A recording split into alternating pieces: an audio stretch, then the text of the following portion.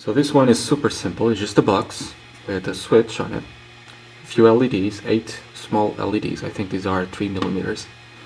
And then there's a lid which has some indentations, also same on the box itself, which should allow us to click the lid into place, like so, and then just flip the switch.